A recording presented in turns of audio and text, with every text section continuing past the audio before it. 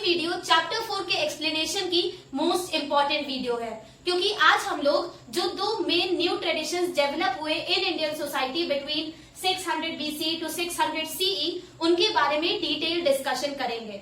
Also friends, आज की video के एंड तक जरूर जाइएगा, क्योंकि आज अंत में मैं आप सभी को एक बहुत ही इम्पोर्टेंट और आप सभी के फायदे की बात बताने वाली हूँ। So let's get started. Hi guys and welcome back to our channel Let's Conquer History.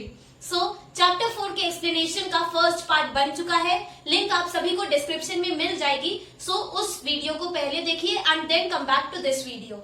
आज की वीडियो का हमारा पहला टॉपिक है जैनिज्म। नाउ जैनिज्म की जो बेसिक फिलोसफी थी, जो जैनिज्म के आइडियाज और उसकी फिलोसफी थी, वो नॉर्दर्न इंडिया में बहुत पहले से एग्जिस्ट करती थी। मतलब 600 BC से पहले भी जैनिज्म को नॉर्दर्न इंडिया में फॉलो किया जाता था।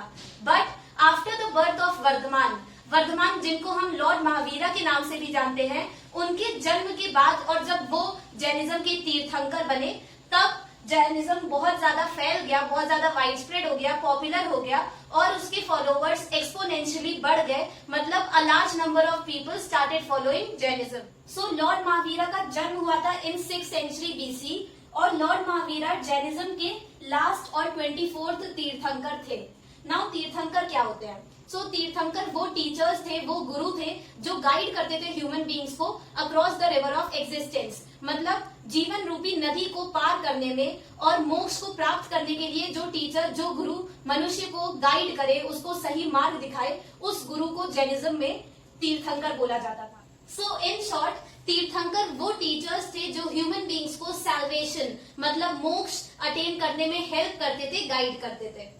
नाउ जैनिज्म में टोटल 24 तीर्थंकर माने गए हैं, जिनमें फर्स्ट तीर्थंकर थे ऋषभदेव और लास्ट तीर्थंकर थे लॉर्ड महावीरा। नेक्स्ट एक इम्पोर्टेंट टर्म है related to the ideology of Jainism, which is triratna. Friends, आपको त्रिरत्न ये टर्म आपको एनसीईआरटी में मेंशन नहीं मिलेगा। मैं आप सभी को ये एक एक्स्ट्रा इन्फॉर्मेशन दे रही हूँ। क्यों? Because When I was in class 12, तब मेरे प्री बोर्ड्स के एग्जाम में एक 1 मार्क्स क्वेश्चन में पूछ लिया गया था कि What do you mean by the term त्रिरत्न? So इसीलिए मैं ये एक्स्ट्रा इन्फॉर्मेशन आप सभी से शेयर कर रही हूँ, क्योंकि ऐसे बहुत बार ऐसे केसेस होते हैं जब टीचर्स को लगता है कि ये कॉमन टर्म है और बच्चों को पता होगा, अर्लियर क्लासेस में 6 to 8 में बच्चों ने पढ़ा है ये टर्म, तो उनको याद होगा। बट सच्चाई तो हम लोग जानते हैं कि 6 to 8 में इतना डीपली हम लोग चैप्टर नहीं पढ़ते हैं। सो पीछे के आंसर्स ही हम लोग उन्हीं पर पूरा डिपेंडेंट रहते हैं। Now coming back to the video, त्रिरत्न एक इम्पोर्टेंट टर्म है related to ideology of Jainism और it includes 3 main ideas of Jainism which were right knowledge मतलब सही ज्ञान, देन राइट फेथ मतलब फेथ इन ट्रुथ मतलब ट्रुथ पर, सच्चाई पर बिलीफ रखना, एंड लास्ट राइट कंडक्ट और एक्शन मतलब सही काम करना अपने जीवन में, गुड डीड्स परफॉर्म करना इन अ पर्सन्स लाइफ। नेक्स्ट अब हम लोग जैनिज्म की आइडियोलॉजी और उसकी टीचिंग्स डिस्कस करेंगे। सो फर्स्टली जैनिज्म की मेन टीचिंग है अहिंसा। जैनिज्म की टीचिंग्स में अहिंसा, नॉन वायलेंस और पीस को प्रमोट किया जाता है और इसका एक मेजर इम्पैक्ट हमको इंडियन कल्चर पर भी मिलता है कि इंडियन कल्चर में भी हम लोग पीस को, नॉन वायलेंस को हमेशा प्रमोट करते हैं। नेक्स्ट, जैनिज्म का मानना था कि एंटायर वर्ल्ड इज एनिमेटेड मतलब हर चीज में लाइफ बसती है। ये नहीं फर्क पड़ता है कि कोई चीज लिविंग है या फिर नॉन लिविंग है, पत्थर में भी जान बसती है, ये जैनिज्म का मानना था। क्यों? और इसीलिए क्योंकि हर चीज में जान है, एवरीथिंग इज लिविंग, इसीलिए ह्यूमन बींग्स को किसी को भी चोट नहीं पहुंचाना चाहिए और हम लोग को पीसफुली एग्जिस्ट करना चाहिए with other living beings and nature. Next teaching थी जैनिज्म की नॉन इंजरी। वही चीज है, क्योंकि जैनिज्म का मानना था कि हर चीज में लाइफ बसती है, इसीलिए उन्होंने ह्यूमन बींग्स को ये टीच करा था, ये वो प्रीच करते थे कि आप किसी भी लिविंग बींग को चोट नहीं पहुंचाइए, आप किसी भी तरीके से दूसरे लिविंग बींग को हर्ट ना करिए, इंजरी ना पहुंचाइए। और आप सभी ने ये भी सुना होगा कि जैनिज्म में अगर कोई पर्सन अनइंटेंशनली भी, गलती से भी किसी छोटी चींटी को मार दे तो इस अनइंटेंशनल एक्ट को भी जैनिज्म में सिन माना गया था, पाप माना गया था। So in short Jainism promoted non injury. Next, Jainism में कर्म पर एम्फेसिस दिया गया था, मतलब इंडिविजुअल जो एक्शन करता है अपनी लाइफ में उसको एम्फेसाइज करा गया था, ना कि उसकी बर्थ को, कि वो किस जाति, किस कास्ट में उसका बर्थ हुआ है। Next, asceticism and penance. So asceticism मतलब संसारिक सुखों को त्याग देना, मतलब जो वर्ल्डली प्लेजर्स होते हैं लाइक मनी, वेल्थ, प्रॉपर्टी, इन सबको अबैंडन कर देना और खुद को भक्ति में लीन कर देना, मेडिटेट करना। और पेनेंस मतलब सेल्फ पनिशमेंट, मतलब लाइफ में जो हमने रॉन्ग डूइंग्स करी हैं, जो हमने पाप करे हैं, उसके लिए खुद को पनिश करना। नाउ जैनिज्म में बर्थ और रीबर्थ की साइकिल से फ्री होने के लिए और साल्वेशन अटेन करने के लिए, मोक्ष प्राप्त करने के लिए जो वन एंड ओनली वे बताया गया था वो था एसेटिसिज्म एंड पेनेंस। जैनिज्म का मानना था कि साल्वेशन प्राप्त करने के लिए, मोक्ष प्राप्त करने के लिए एक पर्सन को संसार को त्याग देना चाहिए और अपने पाप जो उसने अपने जीवन में करे हैं उसके लिए खुद को पनिश करना चाहिए। And last 5 vows taken by monks and nuns. So जो मॉन्क्स अपॉइंट करे जाते थे, एडमिट करे जाते थे, मॉन्क्स और नन्स इन जैना टेम्पल्स एंड मोनास्ट्रीज, उनको 5 मेन प्रोमिसेस करने पड़ते थे, विच वर नॉट स्टीलिंग, मतलब वो कभी चोरी नहीं करेंगे, देन नॉट लाइंग, झूठ नहीं बोलेंगे, हमेशा सच बोलेंगे, नॉन इंजरी, मतलब किसी भी लिविंग बीइंग को हार्म नहीं करेंगे, चोट नहीं पहुंचाएंगे और किसी को भी मारेंगे नहीं, so abstaining from killing, then not possessing property, मतलब वो किसी भी प्रॉपर्टी और वेल्थ को पजेस नहीं करेंगे, ओन नहीं करेंगे। And last celibacy. सेलिबेसी एक प्रैक्टिस होती है जिसमें due to religious reasons, due to religious vows एक पर्सन अनमैरिड रहता है, शादी नहीं करता है। सो मॉन्क्स और नन्स को ये प्रॉमिस करना पड़ता था कि वो अपनी लाइफ में कभी भी शादी नहीं करेंगे। Now friends, teachings of Jainism, Buddhism और लेटर ऑन हम लोग भक्ति एंड सूफी ट्रेडिशन में कबीर जी की टीचिंग्स और गुरु नानक जी की टीचिंग्स पढ़ेंगे। सो ये जो टीचिंग्स वाले क्वेश्चन होते हैं ये मेनली 8 मार्क्स में आते हैं और इसमें आपको 3 से 4 पेज लिखना होता है। सो लोग इन क्वेश्चंस में, टीचिंग्स में जो कॉमन टीचिंग्स है जो हर रिलीजन में दी जाती है, like respecting elders, speaking truth, और जो वैल्यूज बताई जाती है हर रिलीजन में जैसे इक्वालिटी, क्योंकि हम लोगों ने देखा कि अपार्ट फ्रॉम हिंदुइज्म जहाँ पे वर्ना सिस्टम फॉलो किया जाता था, उसके अलावा हर रिलीजन में जैनिज्म, बुद्धिज्म और अभी हम लोग कबीर में भी देखेंगे कि कबीर भी इक्वालिटी प्रीच करते थे। सो हर जगह आप इक्वालिटी लिख सकते हैं कि there was equality among all. So ये एक आप वैल्यू लिख सकते हैं। Then brotherhood, piece. सो ये 4-5 पॉइंट आप एक्स्ट्रा इंक्लूड कर सकते हैं और इनको कोई भी गलत नहीं करेगा क्योंकि हर रिलीजन में ये वैल्यूज और ये टीचिंग्स प्रीच करी जाती है। और जैनिज्म की टीचिंग में तो आपको मैंने ये एक्स्ट्रा इन्फॉर्मेशन दे दी है त्रिरत्न, और क्योंकि ये हर बच्चे को त्रिरत्न टर्म नहीं पता है क्योंकि एनसीईआरटी में मेंशन नहीं है और हर कोई इतनी रिसर्च करता नहीं है। सो अगर आप लोग ये क्वेश्चन आता है एग्जाम में और आप लोग त्रिरत्न इसको भी इंक्लूड कर देते हैं इन टीचिंग्स ऑफ जैनिज्म, अगर आप इसको मेंशन करेंगे सबसे पहले जो स्टार्टिंग आपका फर्स्ट पॉइंट होगा त्रिरत्न, और उसमें आप ऐसा एरो बना के तीनों को एक्सप्लेन कर दे, सो एग्जामिनर को भी लगेगा कि हाँ इस बच्चे ने इस टॉपिक पर रिसर्च करी है और उसने कुछ न्यू पॉइंट्स दिए जो मुझे दूसरी कॉपीज में नहीं मिले। सो ऐसे न्यू पॉइंट से वो आपके आंसर से इम्प्रेस हो जाएगा और फिर अच्छे मार्क्स पक्के। सो ऐसी छोटी छोटी यूजफुल इन्फॉर्मेशन मैं आपको देती रहूंगी। So please don't forget to subscribe to my channel and do press the bell icon to get notification for further videos. And now Jainism का last sub topic, spread of Jainism. So अब हम लोग देखेंगे कि historians कैसे पता लगाते हैं कि जैनिज्म कहाँ कहाँ पर फॉलो किया जाता था। सो जैनिज्म इस पीरियड में through out India different parts में फॉलो किया जा रहा था और हिस्टोरियंस मेनली 2 सोर्सेज को यूज करते हैं ये समझने के लिए कि किन किन पार्ट्स में जैनिज्म फॉलो किया जाता था। सो दे आर फर्स्टली जैना लिटरेचर, जो भी जैना स्कॉलर्स ने जो बुक्स लिखी, जो टेक्स्ट लिखे इस पीरियड में, और वो भी डिफरेंट लैंग्वेजेस में जैसे तमिल, प्राकृत, पाली। सो जैना स्कॉलर्स लोकल लैंग्वेजेस में जैना टेक्स्ट लिखते थे जिससे कि जो कॉमन पीपल हैं वो लोग इन टेक्स्ट को पढ़ सके और जैना आइडियोलॉजी को समझ सके। सो ये इंडिकेट करता है कि डिफरेंट पार्ट्स में जैनिज्म फैल चुका था इन दिस पीरियड। सेकेंडली जैना टेम्पल्स एंड स्कल्पचर्स। सो जहाँ पर जैना टेम्पल्स बनाए गए और तीर्थंकरास के स्कल्पचर्स बनाए गए बाय डिवोटीज, वो इंडिकेट करते हैं कि उन पार्ट्स में जैनिज्म को फॉलो किया जाता था, जैनिज्म के फॉलोअर्स वहां पर रहते थे। सो हिस्टोरियंस इन जैना टेम्पल्स और स्कल्पचर्स को भी यूज करते हैं ये समझने के लिए कि जैनिज्म किन किन पार्ट्स में फैल चुका था इन दिस पीरियड। नाउ हम लोग देखेंगे कि क्या कॉजेज थे, क्यों इस पीरियड में जैनिज्म इतना ज्यादा फॉलो किया जा रहा था by people. So firstly Jainism को प्रीच किया जाता था इन लोकल लैंग्वेज। जो भी जैना टीचर्स थे, जो तीर्थंकरास थे, वो अपनी टीचिंग्स को पास ऑन करते थे लोकल लैंग्वेज में जैसे पाली, प्राकृत, तमिल। बट हम लोगों ने देखा कि वर्ना सिस्टम में जो हिंदुइज्म में जो ब्राह्मणास थे वो अपनी टीचिंग्स को पास ऑन करते थे मंत्रों के रूप में इन संस्कृत। सो जो कॉमन पीपल थे वो उनकी बातों को समझ नहीं पाते थे। ऑन द अदर हैंड जैना teachings were passed in local languages, इसीलिए कॉमन पीपल उनसे रिलेट कर पाते थे, उनको इजिली समझ पाते थे। सेकेंडली, जैना टीचिंग्स प्रमोटेड पीस। सो पीस, अहिंसा, नॉन वायलेंस, ये एक ऐसी वैल्यू है जो हर कोई अपनी लाइफ में इनकलकेट करना चाहता है। सो ये वैल्यू, इसकी वजह से भी लोग अट्रैक्ट हुए towards Jainism. Then thirdly, simple teachings. जो भी हम लोगों ने अभी तक टीचिंग्स डिस्कस करी जैनिज्म में वो बहुत ही सिंपल है, कोई भी कॉम्प्लिकेटेड प्रैक्टिस नहीं है जो जैनिज्म में बताई गई हो। दूसरी ओर हम लोगों ने हिंदुइज्म में देखा था कि बहुत सारे रूल्स और रेगुलेशंस बना दिए गए थे धर्मशास्त्रास और धर्मसूत्रास में, जिन्होंने हिंदुइज्म को एक कॉम्प्लिकेटेड रिलीजन बना दिया था। इसीलिए लोग एक सिंपल रिलीजन फॉलो करना चाहते थे जिसमें बेसिक वैल्यूज बस बताई गई हो और ज्यादा कॉम्प्लिकेटेड प्रैक्टिसेस ना हो। इसीलिए लोग अब ज्यादा से ज्यादा फॉलो करने लगे थे जैनिज्म को। Then fourth, Jainism was against caste system. जो वर्ना सिस्टम में जो डिस्क्रिमिनेटरी प्रैक्टिसेस थी और जो उन्होंने डिवीजन बना दिया था सोसाइटी में, जहां पर जो ऑपरेस सेक्शन था उसको कोई भी अपॉर्चुनिटी नहीं दी गई थी, इसकी वजह से जो ऑपरेस सेक्शन था वो अब हिंदुइज्म को छोड़कर वो अट्रैक्ट हो गया था टुवर्ड्स जैनिज्म, जहां पर उसको इक्वल अपॉर्चुनिटीज मिल रही थी, इक्वल एक्सेस मिल रहा था to all the resources. Then fifth, gender discrimination.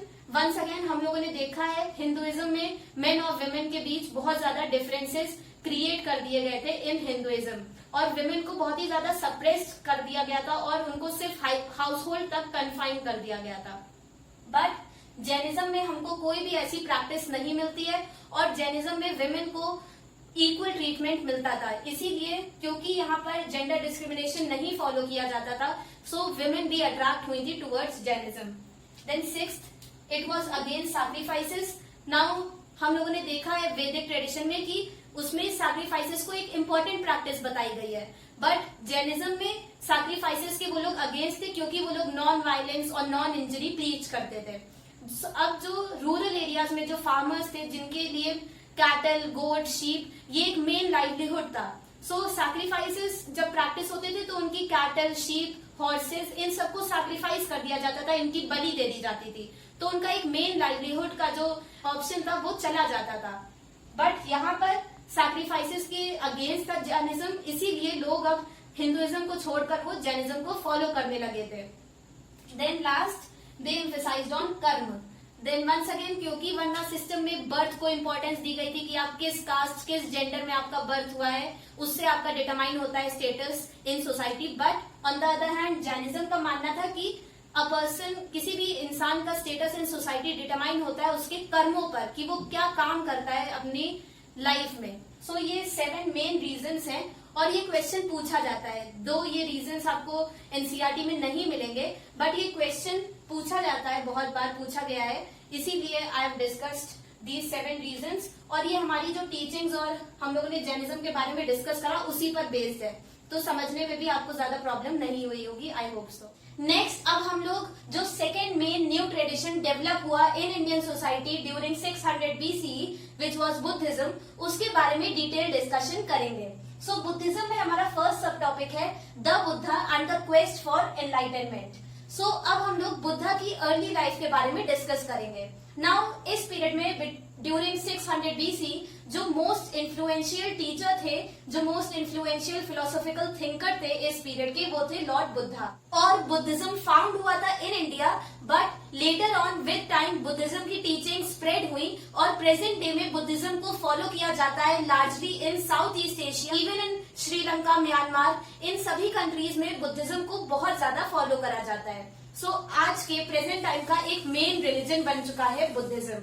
Now historians कौन कौन सी सोर्सेज यूज करते हैं टू रिकंस्ट्रक्ट बुद्धास टीचिंग्स। सो हम लोगों ने पार्ट 1 में जो बुद्धिस्ट टेक्स्ट, जो मेन बुद्धिस्ट टेक्स्ट है रिलेटेड टू बुद्धिस्ट रिलीजन, उनको हम लोगों ने डिस्कस करा था, विच इंक्लूड जो त्रिपिटक थे, सुत्ता पिटक, विनय पिटक एंड अभिधम्मा पिटक, और जो दीपवंश और महावंश जो 2 मेन क्रॉनिकल्स थे जिनको लिखा गया था इन श्रीलंका, उनके बारे में डिटेल डिस्कशन हम लोगों ने पार्ट 1 में इंपॉर्टेंट टर्म्स में कर लिया था। नाउ इसके अलावा बुद्धा की अर्ली लाइफ को लिखने के लिए, अर्ली लाइफ को जानने के लिए हिस्टोरियंस यूज करते हैं hagiographies. Now what are hagiographies? Hagiographies होती है बायोग्राफी ऑफ अ सेंट और रिलीजन, जिनको उनके फॉलोअर्स लिखते हैं, उनके डिसाइपल्स लिखते हैं। मतलब biography of a saint written by a follower. So क्योंकि ये बायोग्राफी लिखी जाती थी बाय अ फॉलोवर, तो इसमें रिलीजियस सेंट और रिलीजियस लीडर्स की तारीफ करी जाती थी और इसमें बहुत सारे फैक्ट्स को बढ़ा चढ़ाकर बताया जाता था। इसीलिए हिस्टोरियंस को हैगियोग्राफीज को बहुत ज्यादा केयरफुली स्टडी करना पड़ता है। बट ओवरऑल हैगियोग्राफीज हमको हेल्प करती है ये जानने के लिए कि फॉलोवर्स की क्या थिंकिंग थी about their leaders and about their religion. Now historians use करते हैं हैगियोग्राफीज को टू रिकंस्ट्रक्ट बुद्धाज लाइफ, और अब हम लोग लॉर्ड बुद्धा की अर्ली लाइफ डिस्कस करेंगे। सो फर्स्टली लॉर्ड बुद्धा का रियल नेम, उनकी जन्म पर उनका नाम रखा गया था सिद्धार्थ, और लॉर्ड बुद्धा शाक्य क्लैन के चीफ के बेटे थे। मतलब वो एक चीफडम के चीफ के बेटे थे, विच इंडिकेट्स कि वो राज परिवार को बिलोंग करते थे। Also he had a sheltered upbringing, मतलब लॉर्ड बुद्धा के फादर नहीं चाहते थे कि लॉर्ड बुद्धा को जो लाइफ की बिटर रियलिटीज होती है, जो लाइफ की हार्डशिप्स होती है, जैसे पेन, सैडनेस, ये सभी negative emotions Lord Buddha face करें। इसीलिए उनके फादर ने उन्हें बचपन से ही हर दुनिया की सभी अच्छी चीजें उन्हें उनके महल में प्रोवाइड करा दी, और लॉर्ड बुद्धा को कभी भी अपने महल से बाहर जाने का मौका नहीं मिला। सो वो बचपन से ही अपने महल में ही रहे। So he had a sheltered upbringing. फिर लेटर ऑन बहुत सालों बाद उनकी शादी हो जाती है, देन उनका एक बेटा भी हो जाता है। उसके बाद एक दिन लॉर्ड बुद्धा अपने रथ चालक से रिक्वेस्ट करते हैं कि तुम मुझे मेरा शहर दिखाने के लिए ले जाओ। सो उस जर्नी में उनको 4 ट्रॉमेटिक सीन्स दिखते हैं, जिसका एक मेजर इम्पैक्ट पड़ता है ऑन बुद्धास थिंकिंग। सो वो कौन कौन से सीन्स थे? जो फर्स्ट 3 ट्रॉमेटिक सीन्स थे दे इंक्लूड ओल्ड मैन। सबसे पहले लॉर्ड बुद्धा एक ओल्ड मैन को देखते हैं, देन एक सिक मैन को देखते हैं, और लास्ट में एक डेड बॉडी को देखते हैं, कोर्प्स को देखते हैं। सो वो रियलाइज करते हैं कि डेथ और ह्यूमन बॉडी का डिके, ये दोनों चीज इनएविटेबल है, इनसे आप कभी भी दूर नहीं भाग सकते। देन जो लास्ट सीन था, जो 4th सीन लॉर्ड बुद्धा अपनी जर्नी में देखते हैं, वो था of a homeless meditating mendicant. Lord Buddha को एक ट्री के अंडर एक योगी दिखता है जो मेडिटेट कर रहा होता है, और वो बिल्कुल भी दुखी नहीं होता है। जो फर्स्ट 3 सीन्स थे उनमें पेन और मिजरी दिख रही थी ऑफ ह्यूमन लाइफ, पर जो लास्ट सीन था उसमें पीस उन्हें दिखा। उनको उसके फेस पर, उस योगी के फेस पे कोई भी सैडनेस, पेन बिल्कुल नहीं दिखता है। सो लॉर्ड बुद्धा सोचते हैं कि मैं इसी मार्ग पर चलूंगा और लाइफ की सच्चाई, लाइफ में पीस को फाइंड करूंगा, और फिर वो इसी सेम पाथ को अडॉप्ट करते हैं और अपने महल को छोड़कर वो सच्चाई की, पीस की सर्च में निकल जाते हैं। स्टार्टिंग में तो बुद्धा एक्सट्रीम मेथड्स अडॉप्ट करते हैं, जैसे बॉडीली मॉर्टिफिकेशन, मतलब खुद को पनिशमेंट देते हैं और फिजिकल पेन देते हैं। जो भी उन्होंने अपनी लाइफ में पाप कमिट करे थे, सिंस कमिट करे थे, उसके लिए वो खुद को पनिश करते हैं, पेनेंस ऑब्जर्व करते हैं और अपनी बॉडी को फिजिकल पेन देते हैं, जिसकी वजह से उनको बहुत ज्यादा इंजरीज हो जाती है और वो मरने की कगार पर पहुंच जाते हैं। देन लेटर ऑन वो इन एक्सट्रीम मेथड्स को अबैंडन करके वो अडॉप्ट करते हैं मेडिटेशन। वो बोध गया में जाकर पीपल के पेड़ के नीचे, जिसको आज हम प्रेजेंट डे में बोधि ट्री के नाम से जानते हैं, उस पीपल के पेड़ के नीचे बैठकर मेडिटेशन करते हैं, और लगातार बहुत दिनों की मेडिटेशन के बाद उनको एनलाइटनमेंट प्राप्त होता है।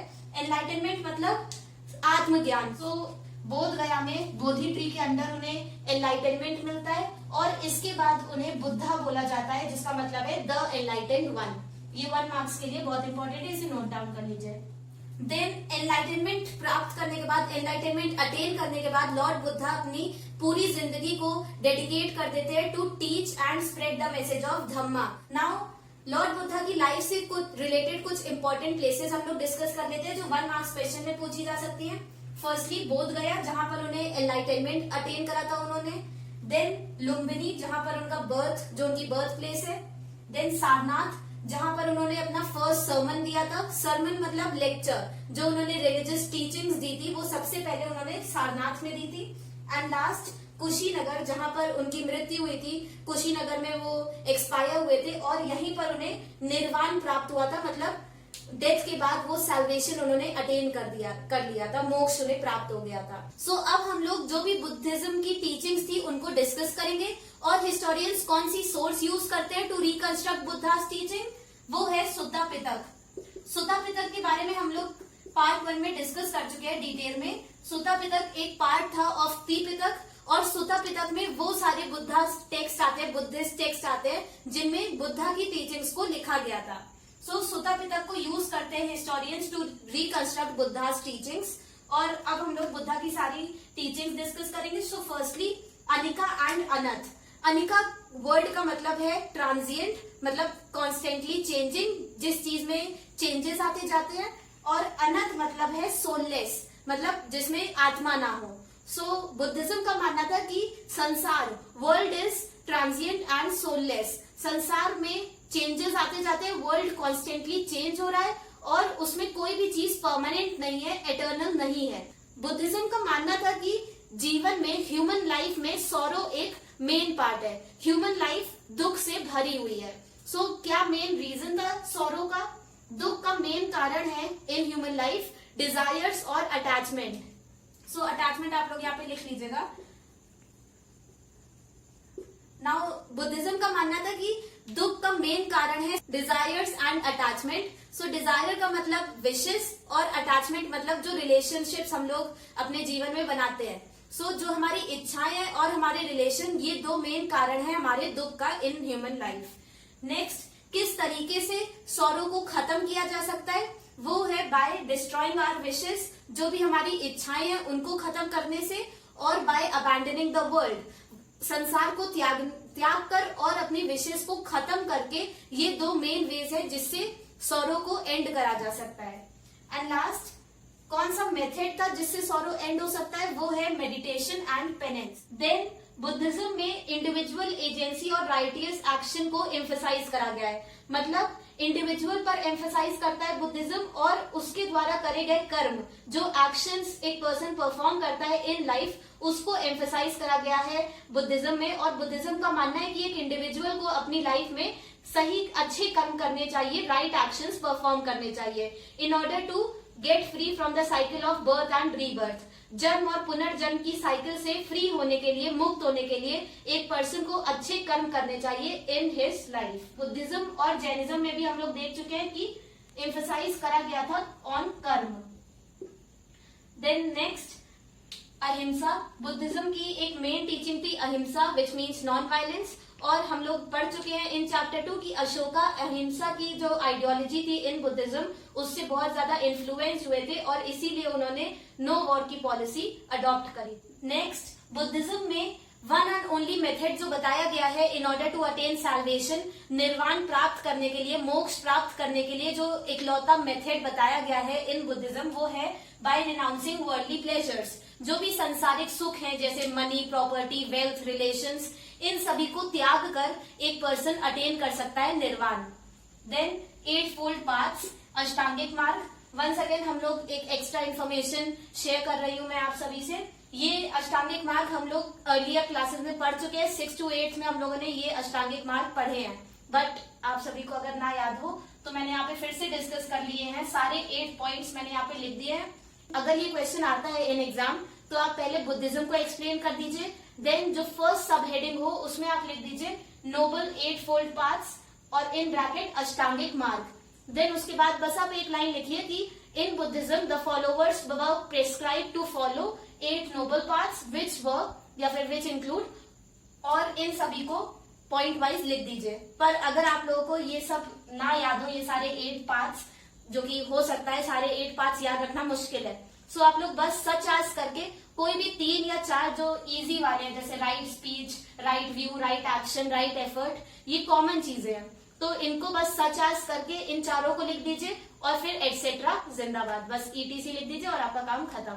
सो ये 8 नोबल पाथ्स हैं जिनको प्रेस्क्राइब करा गया था इन बुद्धिज्म, और फॉलोवर्स को इन सभी को फॉलो करना होता था। देन नेक्स्ट, बुद्धिज्म का मानना था कि मोक्ष अटेन करना ये ह्यूमन लाइफ का मेन गोल होना चाहिए।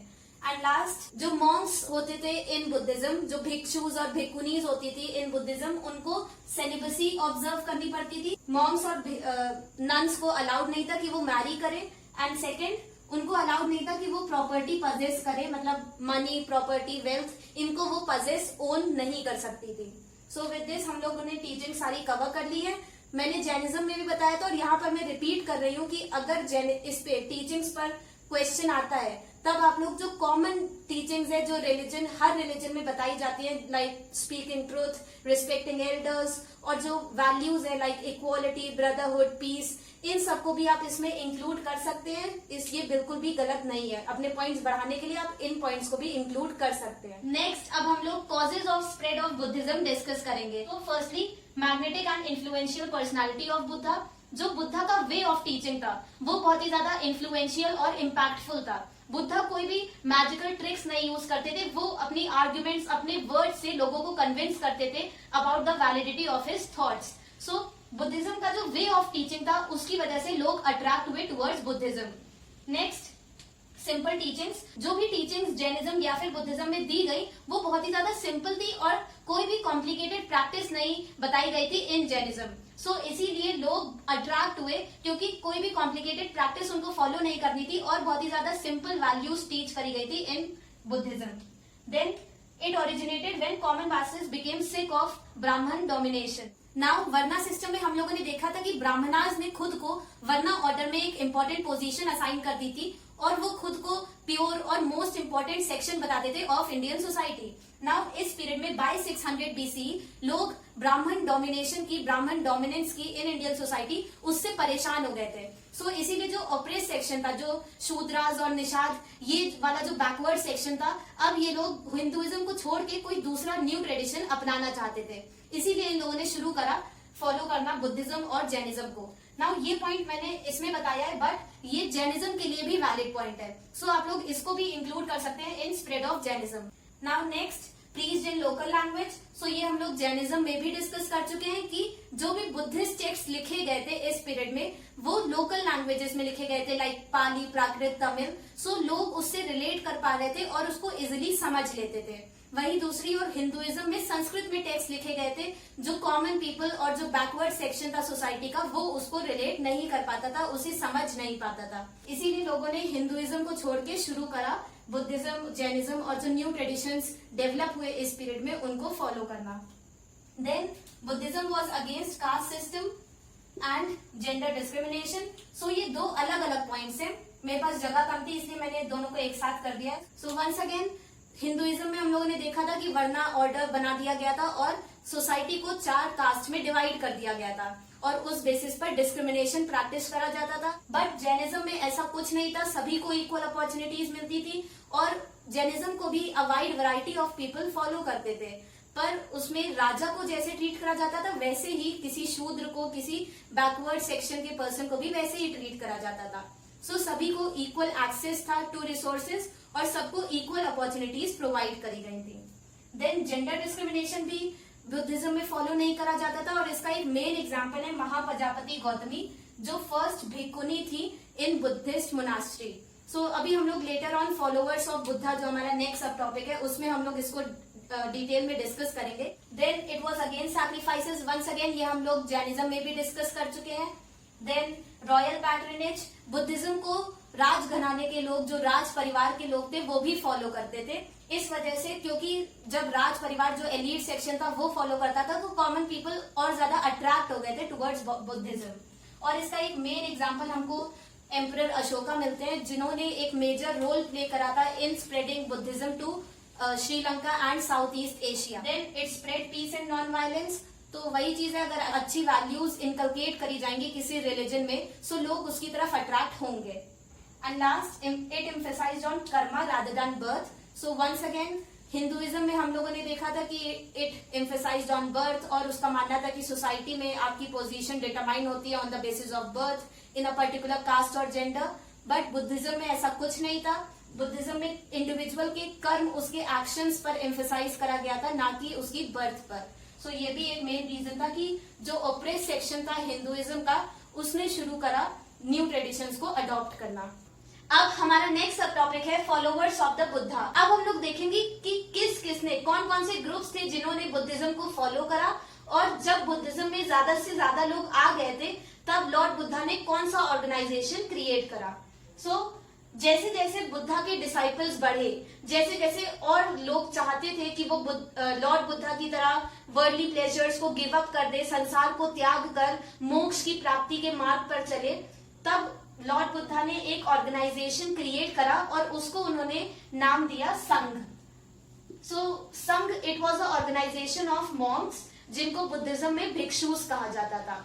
सो संघ में जो भी मॉन्क्स थे जिनको वर्ल्डली प्लेजर्स को त्याग कर मोक्ष प्राप्त करना था, निर्वाण, सैल्वेशन, लिबरेशन प्राप्त करना था, उन लोगों को एंट्री दी जाती थी इन संघ। नाउ ये जो मॉन्क्स और नन्स, जो भिक्खुस और भिक्खुनीस एडमिट करे जाते थे इन संघ, वो लोग लेटर ऑन जब वो बुद्धिस्ट टेक्स्ट को डिटेल में पढ़ लेते थे और बुद्धिज्म की टीचिंग्स को अच्छे से समझ लेते थे, उसके बाद वो एक्ट करते थे as teachers of Dhamma.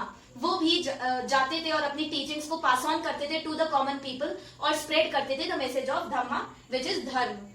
Then bhikshus ये बोला जाता है इन मॉन्क्स को क्योंकि ये लोग भिक्षा पर डिपेंडेंट थे। So they were called bhikshus because they lived on arms. Arms मतलब चैरिटी। सो भिक्षा में इनको जो भी खाना और कपड़े मिलते थे उस पर इनकी लाइफ डिपेंडेंट थी। सो ये 1 मार्क्स के लिए इंपॉर्टेंट है, इसको नोट डाउन कर लीजिए।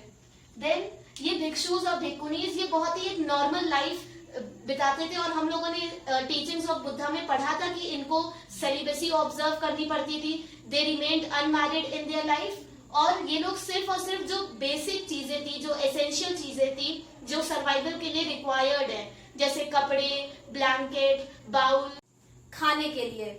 सो ये सभी एसेंशियल चीजें ही मॉन्क्स और नन्स पजेस करते थे और इनके अलावा मनी, प्रॉपर्टी, वेल्थ ये सब उन्हें अलाउ नहीं करा गया था टू पजेस। नाउ स्टार्टिंग में जब संघ को बनाया गया था तब लॉर्ड बुद्धा ने सिर्फ मेल्स को एंट्री प्रोवाइड करी थी इन संघ। सो सिर्फ भिक्षुस को एडमिट करा जाता था in sangha. But later on lord Buddha के one of the favourite disciple Ananda ने उनको रिक्वेस्ट करा कि वो विमेन को भी अलाउ करें एंट्री इन संघ। तब लॉर्ड बुद्धा ने आनंद की रिक्वेस्ट को मानते हुए एंट्री प्रोवाइड करी थी भिक्खुनीज को भी और उसके बाद विमेन एज भिक्खुनी एडमिट करे जाने लगी इन संघ। सो जो फर्स्ट भिक्खुनी थी जिनको एडमिट करा गया था इन संघ वो थी महाप्रजापति गौतमी, जो कि लॉर्ड बुद्धा की फोस्टर मदर थी। सो ये 1 मार्क्स के लिए बहुत ज्यादा इंपॉर्टेंट है, इसको आप लोग नोट डाउन जरूर कर लीजिए। और ये भी इम्पोर्टेंट है कि आनंद जो लॉर्ड बुद्धा के one of the favourite disciple थे, उन्होंने रिक्वेस्ट करा था लॉर्ड बुद्धा को to allow entry to women. Then इन विमेन्स को लेटर ऑन थेरीज बोला जाने लगा। जो भी भिक्खुनीज थी जिन्होंने अपनी एफर्ट से, अपनी मेहनत से लिबरेशन अटेन करा, सैल्वेशन अटेन करा, मोक्ष प्राप्त कर लिया, उन रिस्पेक्टेड विमेन्स को थेरीज बोला जाता था इन बुद्धिज्म। सो थेरीज का मतलब होता है रिस्पेक्टेड टीचर्स। सो इनको इन रिस्पेक्टेड विमेन्स को जिन्होंने लिबरेशन अटेन कर लिया था उनको थेरीज बोला जाता था। ये भी 1 मार्क्स के लिए बहुत इंपॉर्टेंट है। नाउ लॉर्ड बुद्धा के फॉलोअर्स अलग अलग ग्रुप से आते थे। हम लोग पहले भी पढ़ चुके हैं इन स्प्रेड ऑफ बुद्धिज्म की a wide variety of people followed Buddha. So Kings भी फॉलो करते थे, राज परिवार के लोग भी फॉलो करते थे, जैसे हम लोगों ने एग्जाम्पल डिस्कस करा था एम्परर अशोका। देन स्लेव्स भी फॉलो करते थे, आर्टिजन्स, ट्रेडर्स, फार्मर्स, गृहपति। सोसाइटी के हर सेक्शन के लोग फॉलो करने लगे थे बुद्धिज्म को।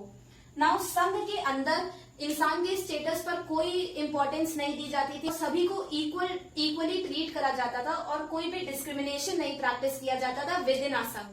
संघ में जो भी डिसीजंस लिए जाते थे वो लिए जाते थे थ्रू डिस्कशंस। सो सभी मेंबर्स एक साथ बैठकर जो भी इश्यू होता था उसको डिस्कस करते थे और उसके बाद डिसीजंस लिए जाते थे एक साथ अपने ओपिनियंस को रखकर। बट अगर इन डिसीजन से कोई रिजल्ट नहीं निकलता था तब वो लोग वोटिंग को यूज करते थे। सो वोटिंग में जो भी मेजोरिटी का जो ओपिनियन होता था, जो मेजोरिटी ऑफ वोट्स जिस ओपिनियन को सपोर्ट करते थे उसका वही रिजल्ट वो लोग मान लेते थे। सो संघ में जो भी डिसीजंस लिए जाते थे they were taken through discussions and voting. Next, sangha की जो इंटरनल फंक्शनिंग थी संघ की, वो बेस्ड थी on tradition of ganas and sanghas. Now ganas और संघाज हम लोग चैप्टर 2 में डिस्कस कर चुके हैं। गनाज और संघाज ओलिगार्कीज थी। ओलिगार्कीज मतलब वो किंगडम जहां पर a group of rulers rule करते थे। जो फंक्शनिंग प्रैक्टिस करी जाती थी इन दीज ओलिगार्कीज, उसी ट्रेडिशन को फॉलो किया जाता था इन द फंक्शनिंग ऑफ संघ। और ये 1 मार्क्स के लिए वंस अगेन इंपॉर्टेंट है। नेक्स्ट एक इंपॉर्टेंट टर्म है, आप सभी को पेज नंबर 93 में source number 6 the Theri Gatha, उसमें भिक्खुनीज द्वारा कंपोज करी गई वर्सेस ऑन बुद्धिज्म उनको डिस्कस करा गया है। आप उस सोर्स को रीड कर लीजिएगा। हम लोग उसमें एक इम्पोर्टेंट टर्म जो डिस्कस करा गया है विच इज थ्योरी गाथा, उस इम्पोर्टेंट टर्म को डिस्कस करेंगे यहाँ पर which is important for 1 marks question. So theory गाथा एक बुक है जो सुता पिटक का एक पार्ट है। नाउ सुता पिटक वो ग्रुप है ऑफ बुद्धिस्ट टेक्स्ट जिसमें बुद्धिज्म की टीचिंग्स कंपाइल करी गई थी। सो थ्योरी गाथा एक कलेक्शन ऑफ वर्सेज है जिसको कंपोज करा था भिक्खुनीज ने, और इन पोएम्स में बुद्धिज्म की टीचिंग्स को डिस्क्राइब करा गया है। इन पोएम्स को यूज करते हैं historians to understand the perspective of women. जो भी भिक्खुनीज थी उनका जो एक्सपीरियंसेस थे, उनके जो सोशल और स्पिरिचुअल एक्सपीरियंसेस थे, और उनकी जो आइडियोलॉजी थी regarding Buddhism and Lord Buddha, उसको समझने के लिए हिस्टोरियंस थ्योरी गाथा की पोएम्स को स्टडी करते हैं। देन हम लोगों ने ये पहले भी पार्ट 1 में डिस्कस करा है इंपॉर्टेंट टर्म्स में कि विनय पिटक में जो भी रूल्स फॉलो किए जाने थे इन संघ बाय भिक्षुज और भिक्खुनीज, उनको लिखा गया है in Vinaya Pitaka. So rules for bhikkhus and bhikkhunis they were compiled in Vinaya Pitaka, और ये 1 मार्क्स के लिए इम्पोर्टेंट है। सो जो सोर्स नंबर 7 है उसमें कुछ रूल्स फॉर मॉन्क्स और नन्स बताए गए हैं, रूल्स फॉर भिक्षुज एंड भिक्खुनीज जिनको संघ में फॉलो किया जाना था। सो इनको आप रीड कर लीजिएगा, बहुत ही कॉमन चीजें इसमें बताई गई है। जैसे मॉन्क से बोला गया है, भिक्षु से कहा गया है कि अगर उनको भिक्षा में खाना मिलता है और वो 2 या 3 से ज्यादा बाउल्स ऑफ फूड को एक्सेप्ट करते हैं तो सबसे पहले तो इसको उन्हें कन्फेस करना है, और उसके बाद इस खाने को उन्हें अपने फेलो भिक्षुज, अपने जो दूसरे भिक्षुज हैं उनके साथ शेयर करना है। सिमिलरली अगर कोई भिक्षु कोई ब्लैंकेट स्टिच करता है तो उस भिक्षु को इस ब्लैंकेट को कम से कम 6 साल तक यूज करना है। अगर उससे पहले वो कोई न्यू ब्लैंकेट बना देता है तो इसको उसे कन्फेस करना है, अपनी मिस्टेक को उसे कन्फेस करना है। सो ऐसे ही सिमिलर कुछ सिंपल से रूल्स बताए गए हैं, उन्हें आप लोग पढ़ लीजिएगा। फ्रेंड्स सोर्सेज को रीड जरूर कर लिया करिए, क्योंकि आप सभी को पता है कि क्वेश्चन पेपर में 3 सोर्सेज के क्वेश्चन आते हैं और टोटल वो 18 मार्क्स के हैं। सो एक बहुत ही इंपॉर्टेंट सेक्शन है हमारे क्वेश्चन पेपर का सोर्सेज, और बहुत ही इजी सेक्शन है। सो इसके लिए आपको बस जब आप चैप्टर रीड करें तो सोर्सेज को बस एक रफली उसका आइडिया ले लिया करिए कि क्या कंटेंट है उस सोर्स का, और उसमें जो पोएम्स और जो स्टोरीज डिस्क्राइब करी गई है उनको आपको याद करने की जरूरत नहीं है। बस बहुत बार हमको कुछ पॉइंट्स मिल जाते हैं, कुछ एक्स्ट्रा इन्फॉर्मेशन मिल जाती है जिसको हम अपने आंसर्स में भी इंक्लूड कर सकते हैं। एग्जाम में जब आप उस सोर्स को देखें तो आपके लिए कोई न्यू पैराग्राफ ना हो जिसको आपको डिटेल में पढ़ना पड़े, क्योंकि ये बहुत बड़ा टाइम वेस्ट हो जाता है ड्यूरिंग एग्जाम। सो पहले से अगर आपका पढ़ा हुआ होगा तो उस समय आपको उस पैराग्राफ को डीपली पढ़ना नहीं पड़ेगा और आप अच्छे से उसको आंसर कर पाएंगे। सो प्लीज चैप्टर पढ़ते समय सोर्सेज को भी एक बार रफली रीड कर लिया करिए। विद दिस हम लोगों ने जैनिज्म और बुद्धिज्म के सभी मेन टॉपिक्स कवर कर लिए। अब बारी है आप सभी को एक इम्पोर्टेंट और आप सभी के प्रॉफिट की बात बताने की, विच इज फ्रेंड्स जल्द ही हम लोग हर चैप्टर पर सेपरेट वीडियोस अपलोड करेंगे on important dates and important 1 marks question. इस इन्फॉर्मेशन को आप ज्यादा से ज्यादा अपने फ्रेंड्स और क्लासमेट्स में स्प्रेड करिए, क्योंकि 1 मार्क्स क्वेश्चन एक इम्पोर्टेंट पार्ट है हमारे क्वेश्चन पेपर का। So don't forget to subscribe to my channel and share my channel with all your friends. अगर फ्रेंड्स आप सभी को मेरी वीडियोस पसंद आती हैं then don't forget to like my videos. अगर किसी रीजन की वजह से आपको मेरी वीडियोस पसंद नहीं आती है and you have any problem then don't forget to express yourself through your comments. Constructive criticism is always invited. आप सभी की प्रॉब्लम्स, आपके comments, it will help me to improve my videos. So please express your concern through your videos. अगर आप सभी को मेरी videos पसंद आती है then don't forget to encourage me through your positive feedback. Don't forget to share my videos with all your friends and help me grow my channel. Remaining topics will be uploaded soon. Till then, bye bye.